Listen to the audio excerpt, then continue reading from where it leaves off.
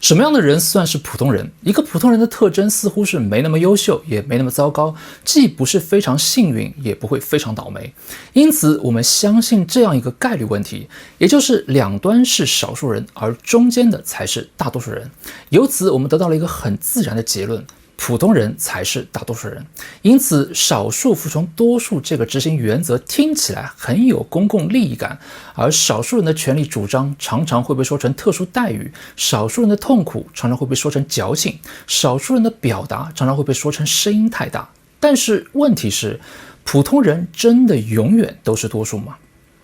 我们可以来做一个简单的数学，假设在一个议题中，你属于90%的多数，90%这个比例已经很高。那么在10个不同的议题里，你每一次都属于多数的概率是多少？答案是0.9的14方，大约是35%。如果是20个议题，大约是12%；如果是50个议题，大约是0.5%；如果是100个议题，那么这个概率则无限接近于0。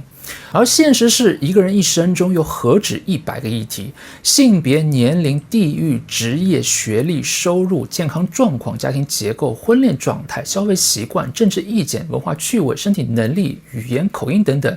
大议题中还有无数的小议题，每个都可能把你放进不同的位置里。所以一个人永远站在多数那一边，这在现实中几乎是不可能的。因此，一个普通人真正的现实是，他会在一个或者多个人生场景中属于少数人。现在我们就可以重新审视少数服从多数这句话。这句话最大的问题是，他把两个完全不同的事情混在了一起。第一件事是公共事务必须做决定，第二件事是多数人是否可以牺牲少数人的基本权利。一个社会当然需要决策，预算怎么分配，公共设施建在哪里，规则如何制定，谁可以代表大家，这些事不可能永远搁置。所以少数服从多数可以作为一种程序结果，但是它不能自然推出另外一个结论，也就是只要多数人同意，少数人的利益就应该被牺牲；只要多数人不喜欢，少数人就应该闭嘴；只要多数人觉得麻烦，少数人的权利主张就不允许被讨论。这就是少数服从多数最容易滑向暴力的地方。它表面上讲的是公共利益，实际上很容易变成一种赤裸裸的强制性语言。因为你人数少，所以你应该让路；因为你声音小，所以你应该闭嘴；因为你和大多数人不一样，所以你应该自认倒霉；因为你影响了大多数人的方便，所以你的不方便不重要。多数可以在一个具体的议题上获得程序胜利，但是不能把这种胜利解释成对少数人的全面支配。如果51%的人可以随意处置另外49%的人，那么这就不再是公共决策，而是数量暴力。托克维尔很早就提醒过，多数也可能成为一种暴政，因为当多数意见同时掌握制度权力、社会舆论和道德压力时，少数人会变得非常孤立。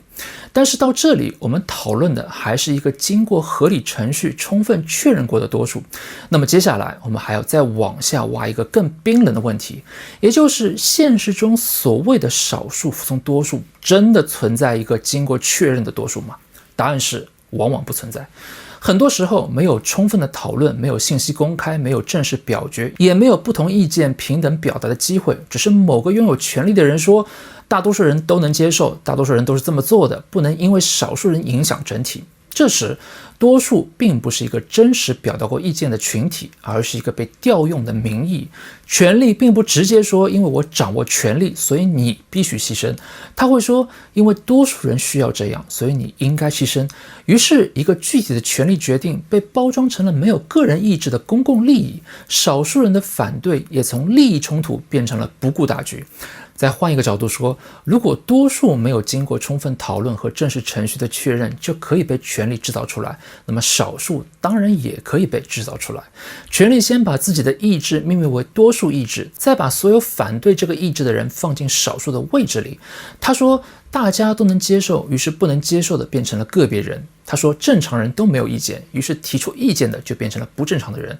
他说这是整体的利益，于是利益受到损害的人就成了只考虑自己的自私者。所以多数和少数在这里已经不再只是人数上的差别，而是权力制造出来的两个位置。多数的位置代表正常、公共、整体和正当，少数的位置代表特殊、局部、自私和可以牺牲。一旦这种分分类完成，后面的支配就会显得顺理成章，因为多数会被预先定义为公共利益，少数被预先定义为特殊要求，那么要求少数牺牲，就不再看起来像是权力在强迫反对者服从，而更像是少数人本来就应该为整体让路。简单来说，权力先制造多数，再制造少数，最后再用少数服从多数，要求反对者服从自己。所以这里真正发生的已经不只是多数人对少数人的暴力，而是权力本身的强制力。谁有资格定义大家，谁就可以决定谁属于共同体的中心，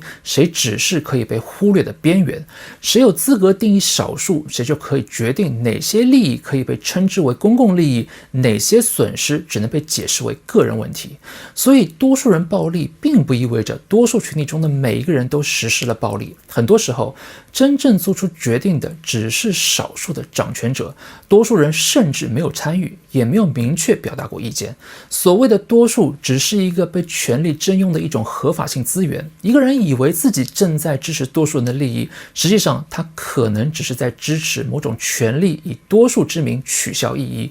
而几乎一定会发生的是，当他未来成为少数时，同一种技术也会以相同的方式作用在他自己身上。到这里就出现了一个很讽刺的反转，少数服从多数这句话表面上是在限制少数人支配多数，它听起来像是在说公共事务不能由少数人任意决定，必须尊重大多数人的意见，但实际上依然是多数人服从少数掌权者，因为真正做出决定的人往往并不是多数人。当没有真正经过充分讨论、公开表达和正式程序，多数人只是被代表、被征用、被包装成权力决定的来源。权力先宣布大家都这么想，再用这个被宣布出来的大家去压迫那些不服从的人。